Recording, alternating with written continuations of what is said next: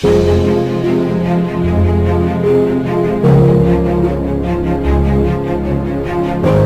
friends, today we are going to talk about challenges in the business and how to overcome those challenges.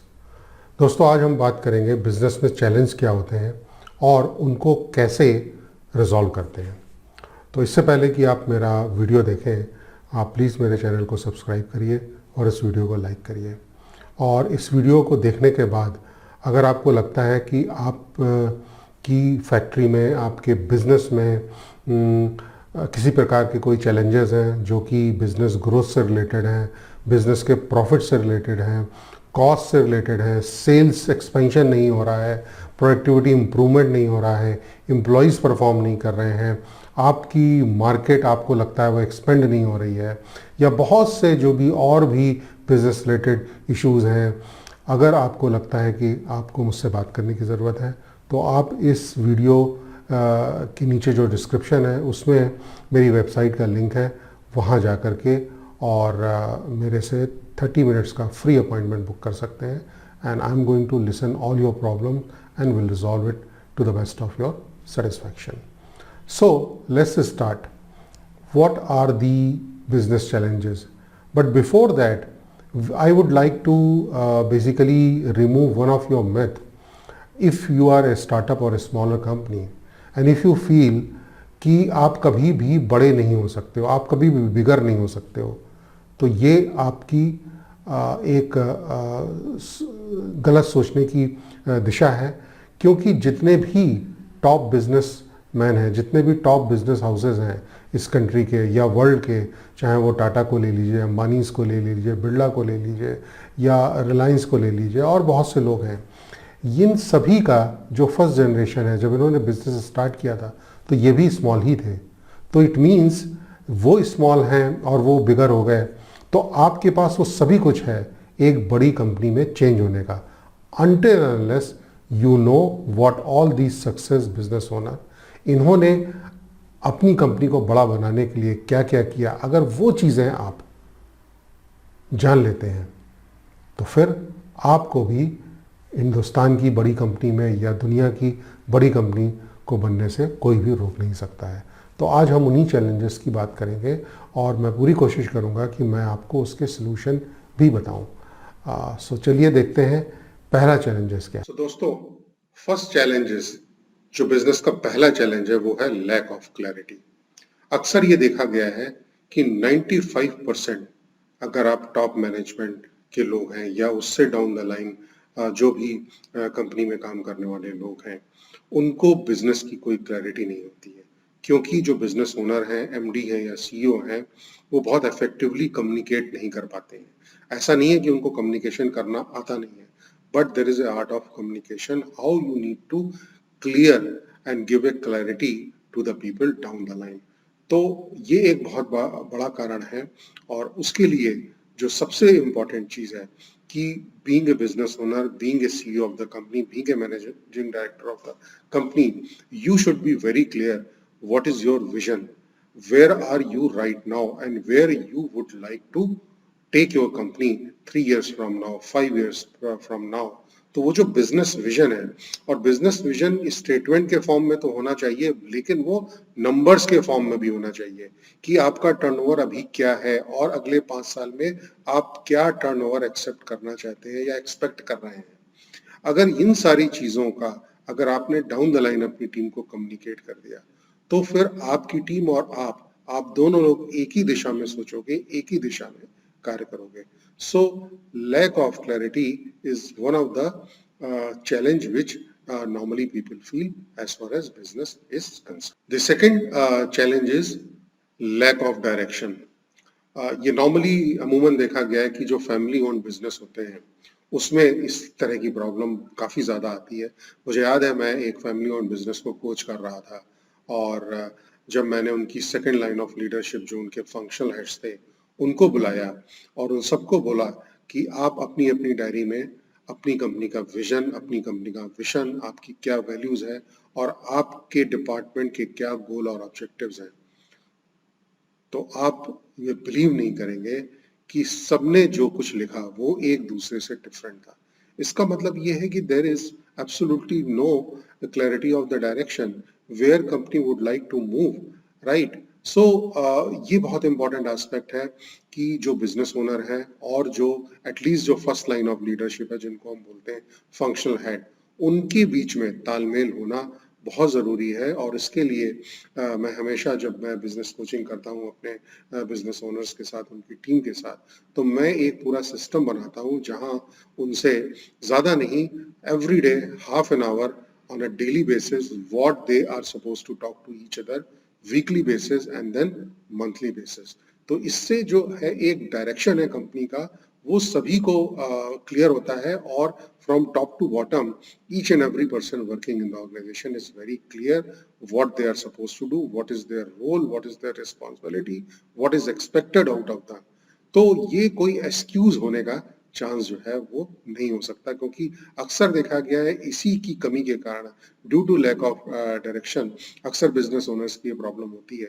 वो ये कहते हैं कि हमने इतने अच्छे लोगों को, इतने एक्सपेंसिव लोगों को अपॉइंट किया है, बट वो डिलीवर नहीं कर पा रहे हैं। तो एक कारण ये है कि ये आप सोच रहे हैं कि आपने उनको रिक्रूट कर दिया, बट क्या आपने उनको क्लियर किया है what they are suppose to do, what is expected out of them, and is there any clarity? और अगर आपने क्लैरिटी करी है तो क्या वो अंडरस्टैंड कर गए हैं, क्या वो स्मार्ट इनफ है उन चीजों को अंडरस्टैंड करने के लिए? So we'll have to focus on clarity of direction. तीसरा चैलेंज है स्टेग्नेशन। एक समय काम करते करते एक समय ये आ जाता है कि जो बिजनेस ओनर्स होते हैं, ये सिंड्रोम उनके साथ भी आता है, और जो उनकी टीम है, जो उनके लोग काम कर रहे हैं, वो एक कंफर्ट लेवल में चले जाते हैं। और द मोमेंट वो एक कंफर्ट लेवल में चले जाते हैं तो कंपनी में स्टेग्नेशन आना शुरू हो जाता है, कोई नई सोच डेवलप नहीं होती है, जो आप कर रहे हैं उसी को ही कर रहे हैं। और अगर हमने ना कोई प्रोडक्ट इम्प्रूव किया, ना हमने प्रोसेस इम्प्रूव किए, ना हमने मार्केट एक्सपेंड की, ना हमने कस्टमर को अंडरस्टैंड किया, तो फिर कंपनी की ग्रोथ बंद हो जाती है। तो स्टेग्नेशन को किस तरह हटाया जाए, उसके भी कई तरीके हैं। चौथा जो चैलेंज है वो है रिस्क टेकिंग एबिलिटी। ऑफन ये देखा गया है कि जो बिजनेस ओनर्स हैं वो रिस्क बिल्कुल लेते नहीं है। मैं ये नहीं कह रहा हूँ कि आप बिना सोचे समझे कोई रिस्क ले लिए, you have to take a calculated risk, but at least you need to take the risk, because if you are not going to take the risk you will never be able to develop yourself, your team. तो ये जो risk taking ability है उसको understand करना जरूरी है, और उसके साथ साथ ये भी पता करना जरूरी है या जानना इम्पोर्टेंट है कि what are those business risk and risk are there, how you will have to mitigate those risks. So this is the another challenge which as a business owner you will have to really focus on that. अब हम अगले challenge की तरफ बात करेंगे।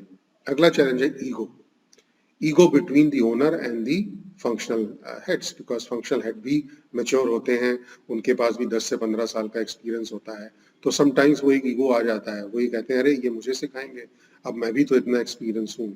या जो आपकी टीम है उसमें भी ईगो क्लैश होता है। मुझे याद है जब मैं अक्सर बिजनेस कोचिंग अपने बिजनेस ओनर्स और उनकी टीम को देता हूँ, तो अक्सर मैंने देखा है कि मीटिंग्स में इस बात पे फोकस नहीं होता है कि कंपनी को हम किस तरह से ग्रो कराएं, बल्कि sales versus operation, operation versus purchase, purchase versus finance, इस पे झगड़े होते रहते हैं। और हर एक फंक्शनल हेड जो हेड ऑफ डिपार्टमेंट है वो दूसरे को किस तरह से उसकी कमियां गिनाई जाए, वो सारा समय इसी पे बर्बाद कर देते हैं। तो इसका जो इफेक्ट है वो फिर ऑर्गेनाइजेशन में पड़ता है, और we have to improve the organisation culture. और यहाँ पे एक बहुत रेगुलर तरीके से ऑर्गेनाइजेशन कल्चर को बिल्ड करने की जरूरत है, बिकॉज अगर ऑर्गेनाइजेशन कल्चर कंपनी का बेटर होगा तभी कंपनी ग्रो कर सकती है। नेक्स्ट चैलेंज है कि जो सीईओज होते हैं या एमडीज होते हैं वो एक्चुअली बड़े लोनली होते हैं टॉप में जाके। क्यों? क्योंकि जो उनके नीचे down the line functional team है वो प्रोफेशनल तो हैं, बट क्या उन्होंने कभी बिजनेस हैंडल किया है? और इस तरह फिर एक सिचुएशन ये आ जाती है कि जो बिजनेस ओनर है वो फायर फाइटिंग करते रहते हैं, वो सुबह से शाम मैं हमेशा कहता हूँ कि वो चीफ रिजॉल्विंग ऑफिसर बन जाते हैं। हर एक टीम का मेंबर उनकी वो उनके पास आता है और उनके पास आके प्रॉब्लम को बताता है और फिर ये एक्सपेक्ट करता है कि वो हर एक प्रॉब्लम का सोल्यूशन दें। तो ये भी आपको करना है कि आप चीफ रिजॉल्विंग ऑफिसर या चीफ प्रॉब्लम सॉल्विंग ऑफिसर नहीं बने। जबकि आप अपने एम्प्लॉइज को ये बोलिए कि जब कभी भी वो आ रहे हैं, they are most welcome to come to you and discuss any problem, वो इशू नहीं है। बट जब वो प्रॉब्लम लेकर के आ रहे हैं, तो कम से कम उनको उस प्रॉब्लम के 2 सॉल्यूशन ज़रूर लाने हैं और आपके सामने उन दोनों सॉल्यूशंस को बताना है। अब ये आपके ऊपर है, आप उनके सॉल्यूशंस को एक्सेप्ट करें या नहीं, जिसके कारण बहुत कुछ हो सकते हैं, लेकिन फिर भी आप उनसे इस चीज़ को ये डिमांड करिए। उससे होगा क्या कि वो फिर उस तरफ सोचेंगे कि कोई भी इश्यूज़ आएगा तो उसका रिज़ॉल्व कैसे करना है। तो आप देखेंगे कि स्लोली जो उनका आपके पास आने की जो प्रक्रिया है, वो 50 से 60% कम हो जाएगी, क्योंकि जब वो थिंक करना शुरू करेंगे, सोचना शुरू करेंगे, उनको सॉल्यूशन मिलने लगेंगे, तो वो अपने एंड पे ही बहुत सी प्रॉब्लम को सॉल्व कर देंगे। तो ये भी बहुत एक चैलेंज है जो एज़ अ बिज़नेस ओनर आपको रिज़ॉल्व करना। दूसरा चैलेंज है कि टीम में का पुअर कल्चर, किस तरह का कल्चर है, और ये अक्सर मैंने देखा है फैमिली ओन्ड बिजनेस या वन मैन, जिनको हम टिपिकली लाला कंपनी कहते हैं इंडिया में, कि वो एक सेंट्रलाइज्ड माइक्रो मैनेज कंपनी होती है। और उसमें क्या होता है कि जो नीचे काम करने वाले लोग होते हैं वो फ्रस्ट्रेट हो जाते हैं, क्योंकि वो कोई भी डिसीजन नहीं ले सकते हैं। मैं ये नहीं कह रहा हूँ कि आप आउटराइटली उनको सारी चीजें डिसाइड करने के लिए दे दीजिए, there has to be checks and balance, but कहीं ना कहीं आपको उनकी बाउंड्री लाइन को डिसाइड करना पड़ेगा with certain checks and balance.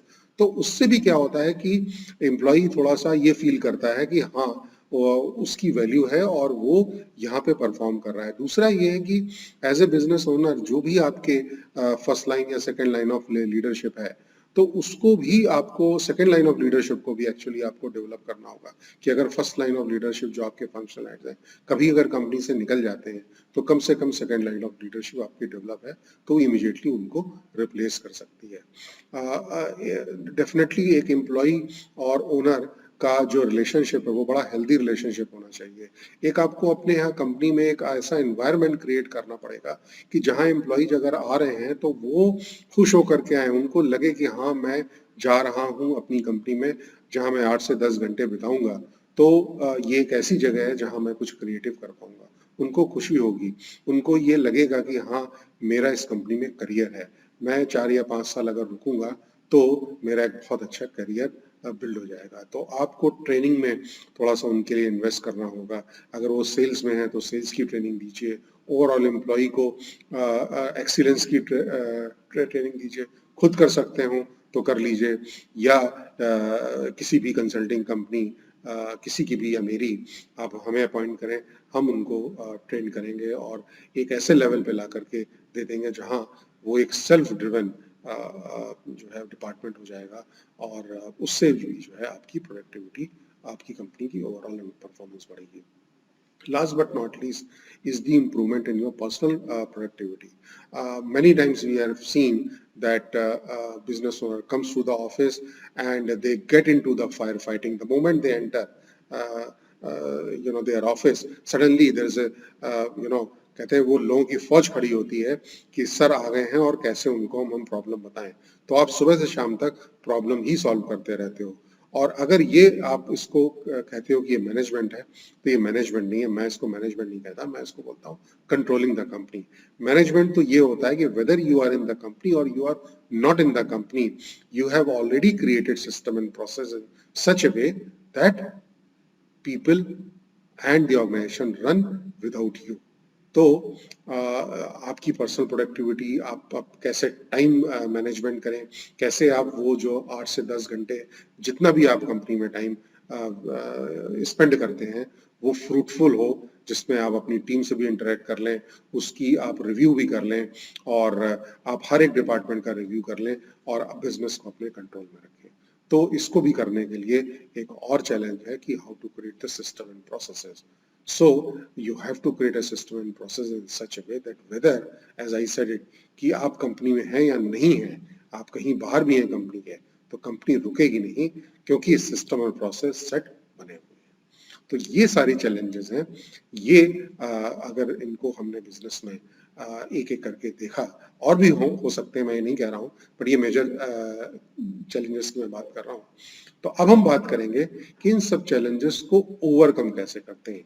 ये जो बिजनेस के चैलेंज हैं, इनको हम कैसे रिजॉल्व करेंगे, क्योंकि अगर हमने इनको रिजॉल्व कर लिया तो फिर हमें प्रॉफिटेबिलिटी या ग्रोथ की तरफ कोई भी रोक नहीं सकता है।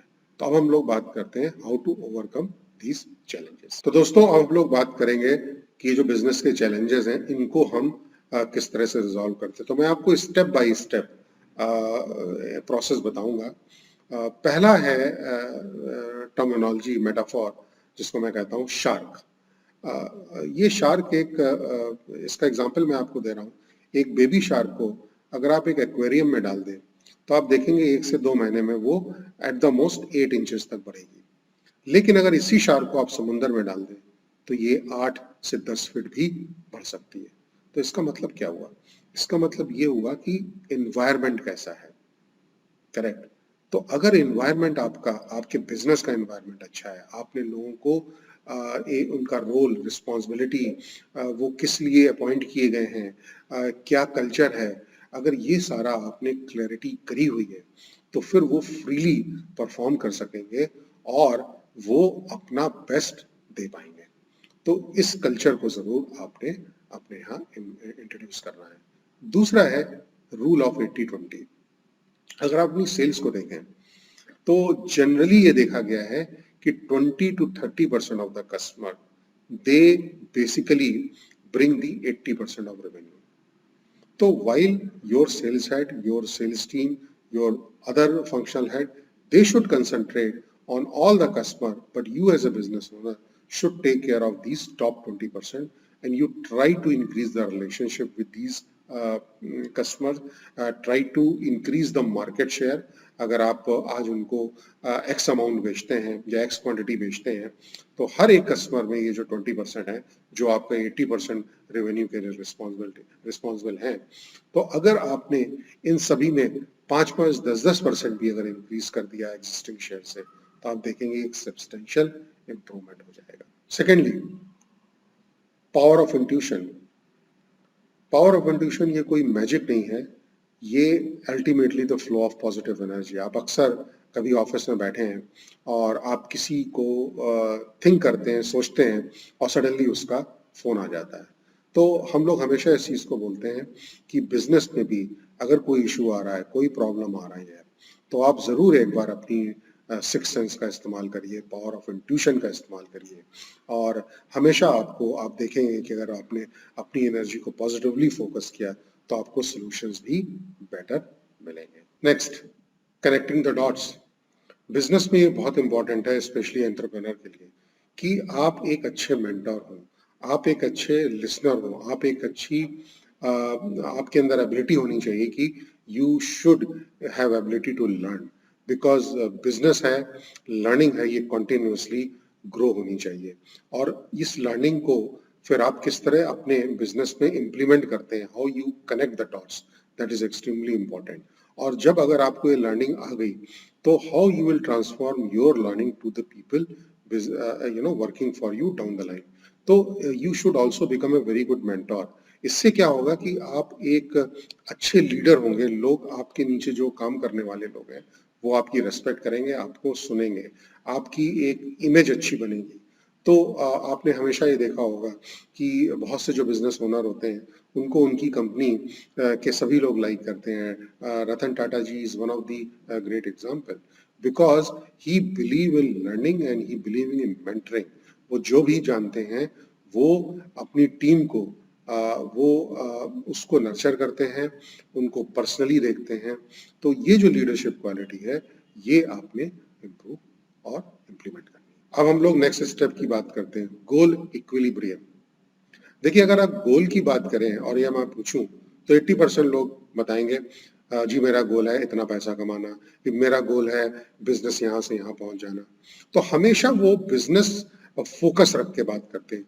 देखिए, गोल बहुत होते हैं। गोल होता है पर्सनल गोल, गोल होता है प्रोफेशनल गोल, गोल होता है फैमिली गोल, गोल होता है स्पिरिचुअल गोल, गोल होता है सोशल गोल, गोल होता है फाइनेंशियल गोल। तो ये जो 6-7 तरह के गोल हैं, इन सभी में आपको इक्विलिब्रियम रखना है। आप में बिजनेस में बहुत सक्सेसफुल हो गए, लेकिन आप पर्सनल लाइफ में फेलियर हैं। आप टाइम नहीं देते हैं अपनी फैमिली को, आप अपने बच्चों की केयर नहीं कर पाते हैं बिकॉज़ आप सारा समय बिजनेस में लगा के रखते हैं। तो अगर आप सक्सेसफुल भी बिजनेस में हो गए, तो मैं आपको बिल्कुल भी कंप्लीट सक्सेसफुल ह्यूमन या एक अच्छे आदमी के तौर पे नहीं कहूँगा। क्योंकि आप एक जगह पास हुए बट आप अपनी पर्सनल लेवल पे फेल हो गए। आपकी पर्सनल रिलेशनशिप अपनी स्पाउस से अच्छी नहीं है। आपके बच्चों का करियर कहाँ जा रहा है आपको पता नहीं, क्योंकि आप हर वक़्त अपने बिज़नेस में लगे हुए हैं। आपका पर्सनल गोल बहुत अच्छा है, लेकिन आपका हेल्थ का गोल वो ठीक नहीं है। आपको डायबिटीज़ है, आपको हाइपरटेंशन है। आपकी स्पिरिचुअल गोल क्या है? आपकी सोशल गोल क्या है? आपकी सोशल रिस्पॉन्सिबिलिटीज़ क्या हैं? अपने पेरेंट्स के लिए, अपने फ्रेंड्स के लिए, अपनी जो भी आपकी इन अराउंड है। आपके फाइनेंशियल गोल्स क्या हैं? राइट, आपका एनवायरमेंटल गोल, आप इस पूरे सिस्टम में रहते हैं, आप सोसाइटी के लिए क्या कर रहे हैं? तो ये सारा जो है, हर एक गोल को आप बैठें, उसको बनाएँ और उसमें अपना विज़न लगाएँ कि आप क्या हैं और क्या करना चाहते हैं। आप उसी दिन एक सफल इंसान बनेंगे, जब आपके जितने भी ये गोल जिनकी मैंने बात करी है, इसमें आप एक समानता बिठा पाएँगे and what we call is goal equilibrium. तो अगर आप ये करेंगे तो आप देखेंगे कि आप एक बहुत सक्सेसफुल इंसान होंगे, और जब आप सक्सेसफुल होंगे, तो आप मोटिवेटेड होंगे, और जब आप मोटिवेटेड होंगे, तो जो आपकी एनर्जी है, वो और भी ट्रिपल टाइम, 4 टाइम्स, 5 टाइम्स और भी बहुत अच्छे तरह से काम करेगी, और आपका जो फाइनल डेस्टिनेशन है, आप उसमें जल्दी से जल्दी आप पहुंच सकेंगे और अपनी सक्सेस को अचीव कर सकेंगे। नेक्स्ट चैलेंज है हायर द राइट टीम। ये अक्सर देखा गया है कि sometimes business owner to control the cost, और वो एक कम सैलरी का आदमी ले आते हैं, और वो फिर होता क्या है कि वो एक डेढ़ साल रहता है, और ना तो वो अच्छी तरह परफॉर्म कर पाता है, और ना ही वो डिलीवर कर पाता है। तो एक कहावत है कि सस्ता रोए बार बार, महंगा रोए एक बार। तो all I would suggest that yes, whenever you are trying to recruit a person, first of all, it is very important that you need to write the job description. वो क्या उसका जॉब प्रोफाइल होगा, क्या उससे expected है, क्या उसका role होगा, क्या रिस्पॉन्सिबिलिटी होगी, उसको पूरा करने के लिए उसका बिहेवियरल ट्रेट क्या होना चाहिए, उसकी क्वालिफिकेशन कितनी होनी चाहिए, उसका एक्सपीरियंस कितना होना चाहिए। इस तरह से तो आप इंस्टेड ऑफ सैलरी को प्राइम रख करके, इंस्टेड ऑफ आप ये सारी चीजों को प्राइम रखिए, और फिर मैप करिए, और उसके बाद सेलेक्ट करिए, और फिर देखिए कि वो क्या सैलरी मांग रहा है, और थोड़ा बहुत अगर वो ज्यादा मांग भी रहा है, तो मैं आपको ये जरूर एडवाइस करूंगा कि आप एक अच्छे और वेल डिजर्विंग कैंडिडेट को अपनी कंपनी में सेलेक्ट करिए, क्योंकि वो आने से वो फिर विदाउट वेस्टिंग द टाइम वो आपको डिलीवर करना शुरू कर देगा पहले महीने से ही, और उससे ये है कि जब वो डिलीवरी देगा, वो परफॉर्म करेगा, तो आपकी कंपनी की परफॉर्मेंस भी अच्छी तरह से इम्प्रूव होगी। So hire the best team, the right team, and you will definitely see the result. एक और चैलेंज जो काफी इंपॉर्टेंट है, understanding of market, customer and competition. It is suggested that CEOs, business owners, small business owner, family owned businesses, ये बहुत important है कि आप अपनी मार्केट को अंडरस्टैंड करें, किस इंडस्ट्री में है आप, किस तरह से वो मार्केट मूव कर रही है, और इसके लिए नेटवर्किंग बहुत इंपॉर्टेंट है। आपकी जो इंडस्ट्री एसोसिएशंस है उनमें जाइए, अंडरस्टैंड करिए ट्रेंड को। अगर अगर आप कोई बिजनेस एक्सपेंशन कर रहे हैं, तो क्या आपने प्रॉपरली उसकी फिजिबिलिटी एनालिसिस करी है? ऐसा तो नहीं है कि जब तक आप एक्सपेंशन करें और एक डेढ़ साल में आपकी एक नई फैक्ट्री बन के तैयार हो जाए, पता लगा वो प्रोडक्ट ही अब वायबल नहीं है, तो कोई डिसरप्शन तो नहीं आ रहा है। इन सारी चीज़ों को अंडरस्टैंड करना बहुत ज़रूरी है। फिर ये है कि आप प्रोफाइलिंग करें अपने आइडियल कस्टमर की।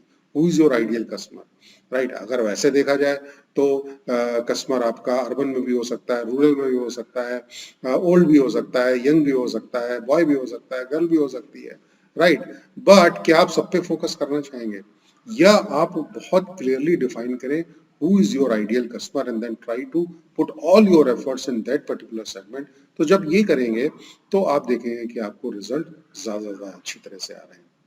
अपने कंपटीशन को ट्रैक करिए, कंपटीशन को इससे फाइंड आउट आपको पता लगेगा कि, और ये जानने की कोशिश करिए कि लोग कंपटीटर का माल और या प्रोडक्ट या सर्विसेज क्यों ले रहे हैं, ऐसा वो क्या कर रहा है जो आप नहीं कर रहे हैं।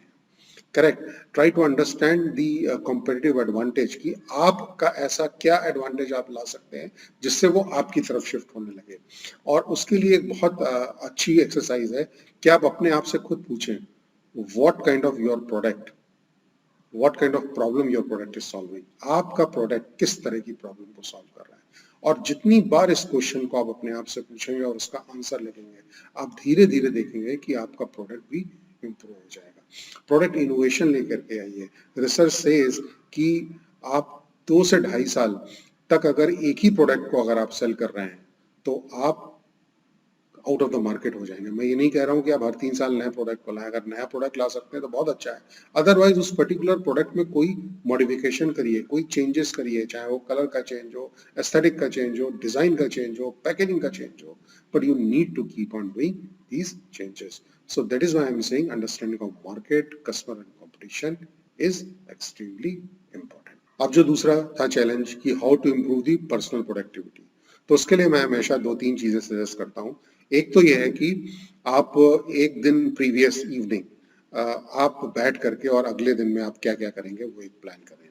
और जब आप ऑफिस जाते हैं तो उस प्लानिंग को देखें और उसके बेस पे पहले 15 मिनट में लिख लें थिंग्स टू डू, आपको आज क्या क्या काम करना है एक नोट पैड में, और वो आप लिख लीजिए। और फिर उस जो भी आपने 10, 12, 15 जो भी आइटम आपने एक्शनेबल आइटम लिखे हैं कि मुझे आज ये करना है, ये करना है, ये करना है, उसमें आप फिर एक सेग्रीगेट कर लें कि इसमें अर्जेंट कौन सा है और इम्पोर्टेंट कौन सा है, और ऐसे कौन से काम है जो ना तो अर्जेंट है ना इम्पोर्टेंट है। तो जो काम अर्जेंट है वो आप इमीडिएटली करें, पहले 1 घंटे में निपटा दें, उसके बाद फिर इम्पोर्टेंट काम को हाथ में लगाएं। और जो काम अर्जेंट या इम्पोर्टेंट नहीं है वो आप किसी को डेलीगेट भी कर सकते हैं, उसको एक्सप्लेन करके और ये बता दें कि भाई ये काम आपको करना है। तो आप ये देखेंगे कि आपकी जो प्रोडक्टिविटी है वो इम्प्रूव हो जाएगी। ये जो फायर फाइटिंग आप कर रहे हैं ये नहीं होगी, और आप ज़्यादा से ज़्यादा बेटर मोटिवेट होकर के और वो डिलीवर कर सकेंगे। तो जो आपका मैनेजमेंट टाइम है, जिसको हम कहते हैं कि बिकॉज यू आर सीईओ और मैनेजिंग डायरेक्टर, तो वो जो मैनेजमेंट टाइम होता है वो एक्सपेंसिव होता है। तो आप किस तरह से उसको यूटिलाइज कर सकते हैं। और हम तो जब सीईओज हमारे पास आते हैं तो हमारे पास टेक्निक है, हम उनको वो सिखाते हैं। और with that technique if you will follow, मैं आपके 2 से 3 दिन बिल्कुल ऐसे निकाल दूंगा होल डे के लिए कि अगर आप ऑफिस में रहो या मत रहो, कंपनी का काम चलता रहेगा। और वो जो 2 या 3 दिन है वो आप you can spend in the market place or with your customer, trying to understand the importance of the market, understanding your customer, and try to increase your sale, try to improve your relationship with your customer, because this is what is the key today.